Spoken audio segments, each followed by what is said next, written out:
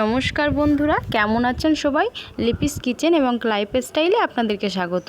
আজকের আমি বানিয়ে দেখাবো পটলের ভর্তা। পটলের ভর্তাটা কিন্তু আমরা শুনতে নতুন, পটল আবার ভর্তা। হ্যাঁ বন্ধুরা, পটলকে আজকে আমরা ভর্তা বানাবো।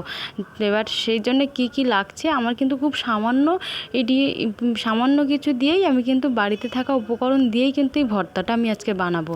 এবার তবে দেখতে থাকুন কি হচ্ছে। আর এই পটলটাকে আমি নিয়েছি, পটলটাকে প্রথমে ধুয়ে নিয়ে এবার এটাকে এর হালকা যে ছালটা আছে এটাকে আমি ছিলে নেব, এটা ছুরির সাহায্যে ছুলে নেব। নিয়ে আমি এটাকে ভালো করে আবার ধুয়ে টুকরো টুকরো করে এইরকমভাবে কেটে নেব। নিয়ে আমি এটা প্রেশার কুকারের মধ্যে সেদ্ধ করব। আমি প্রেশার কুকারে একটা সিটি দিয়ে সেদ্ধ করব। আর জলটা এমনই দেবেন যাতে পটলটা সেদ্ধ হয়ে যায়। খুব অল্প পরিমাণ জল দিয়ে এটা সেদ্ধ করতে হবে, যাতে পটলটা সেদ্ধ হয়ে যায় অথচ জলটা না থাকে। আপনারা এইভাবে কিন্তু কড়াইতেও সেদ্ধ করতে পারেন।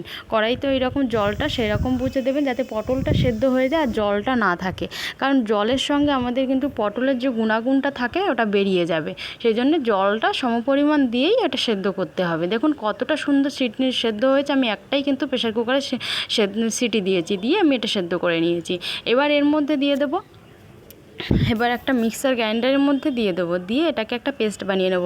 আমি কথা দিচ্ছি বন্ধুরা, একবার যদি আপনারা বাড়িতে বানান, দ্বিতীয়বার অবশ্যই আপনাদেরকে এই ভর্তাটা বানিয়ে খাওয়ার ইচ্ছে হবে।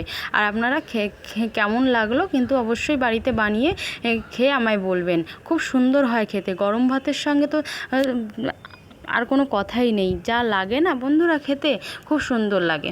এবার আমরা এরকম একটা পেস্ট বানিয়ে নিয়েছি। এবার এর মধ্যে কড়াই বসিয়ে দেবো। কড়াইটা গরম হলে দিয়ে দেবো সর্ষের তেল।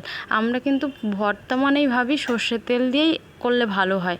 অবশ্যই সর্ষের তেল দিয়েই আমি ভর্তাটা আজকে বানাচ্ছি। আমি 3টে শুকনো লঙ্কা নিয়েছি, নিয়ে শুকনো লঙ্কাটা ভেজে নিয়েছি, নিয়ে 2টো শুকনো লঙ্কা আমি কিন্তু তুলে নিয়েছি। নিয়ে এর মধ্যে দিয়ে দেবো, একটা শুকনো লঙ্কা কেটে দিয়েছি, আর এর মধ্যে দিয়ে দেবো কালো জিরে।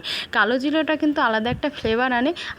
যখন খাবেন, যখন দাঁতে কালো জিরেটা পড়বে, যা লাগে না, খুব ভালো লাগে। এর মধ্যে দিয়ে দেবো 5-7 কোয়া রসুন। রসুনটা থেতো করে দেবো। তেতো করে রসুনটা ভাজা হয়ে গেলে এর মধ্যে একটা মিডিয়াম সাইজের পেঁয়াজ কুচি করে রেখেছিলাম সেইটা দেবো। আর একটা দিয়ে দেবো কাঁচা লঙ্কা কুচি। দিয়ে যতক্ষণ না পর্যন্ত পেঁয়াজটা ব্রাউন কালার হচ্ছে ততক্ষণ পর্যন্ত এটা ভাজবেন। আমি বলছি বন্ধুরা, কথা দিচ্ছি যে আপনারা একবার হলো বাড়িতে বানাবেন, আর আপনাকে তো অবশ্যই প্রশংসা করবে। এবার দেখুন আমার পেঁয়াজটা ভাজা হয়ে গেছে। এর মধ্যে দিয়ে দেবো আমি পটলের পেস্টটা দিয়ে দেবো। দিয়ে আবার ভালো করে নাড়াবো। এটা কিন্তু মিডিয়াম লো করে এটা কিন্তু ভাজবেন। হাই ফ্লেমে ভাজলে কখনো পুড়ে যেতে পারে। পুড়ে গেলে খাবারটা পোড়া পোড়া গন্ধ লাগবে, অতটা খেতে ভালো লাগবে না। একবার অন্তত আপনারা বাড়িতে বানাবেন এইভাবে। দেখুন বাড়িতে থাকা উপকরণ সামান্য কিছু দিয়েই কিন্তু এই ভর্তাটা আমি বানিয়েছি, আর খেতে কিন্তু দারুণ লেগেছিল, যা বলে বোঝানো যাবে না। এবার এর মধ্যে দিয়ে দেবো অনেকটা রস আমার দেখুন মরে এসছে। এর মধ্যে দিয়ে দেবো লবণ, হলুদ, আর দিয়ে দেবো 1/2 টিস্পুন লঙ্কার গুঁড়ো। লঙ্কার গুঁড়োটা আপনারা কিন্তু অ্যাভয়েড করে যেতে পারেন। আমি জাস্ট কালারের জন্য দিলাম, একটা দারুণ একটা কালার আসে। এবার দিয়ে আবার আমি ভালো করে এটাকে নাড়াবো। যতক্ষণ না আরও রস মরে আসে ততক্ষণ পর্যন্ত এটাকে আমি ভালো করে নাড়িয়ে নেব। এবার আমার দেখুন অনেকটাই রস মরে এসছে। এর মধ্যে দিয়ে দেবো অল্প পরিমাণ চিনি। এবার চিনিটা কিন্তু ব্যালেন্সের জন্যে, আর খেতেও কিন্তু দারুণ লাগবে চিনিটা দেওয়ার ফলে। এবার আবার অনেকক্ষণ আমি এটাকে আবার নেড়ে নেড়ে রসটা মেরে নেব।